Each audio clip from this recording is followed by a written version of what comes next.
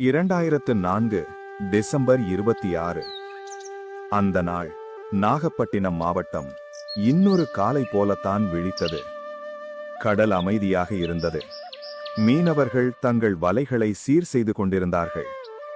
குழந்தைகள் கடற்கரையில் விளையாடிக் கொண்டிருந்தார்கள். யாருக்கும் தெரியவில்லை இந்த அமைதி கடைசியாக இருக்கப் போகிறது என்று. திடீரென கடல் பின்வாங்கியது.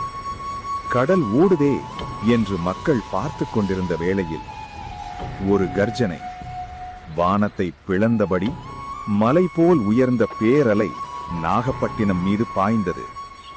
வீடுகள், படகுகள், மனிதர்கள், எதையும் அது வேறுபடுத்தவில்லை. ஒரு தாய் தன் குழந்தையின் கையை இறுக்கமாக பிடித்தாள். அடுத்த கணம் அந்த கை அவளிடமிருந்து பறிக்கப்பட்டது. ஒரு தந்தை அம்மா என்று அழைத்தபடி அலைகளுக்குள் கரைந்தான்.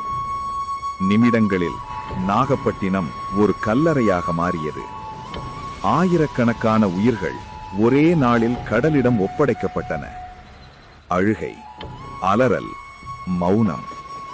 அலைகள் ஓய்ந்த பிறகு நகரம் இருந்தது, ஆனால் மனிதர்கள் இல்லை. இன்றும் நாகப்பட்டினத்தின் கடற்கரை அமைதியாக இருக்கிறது. ஆனால் அந்த மணலில் 1000 கதைகள்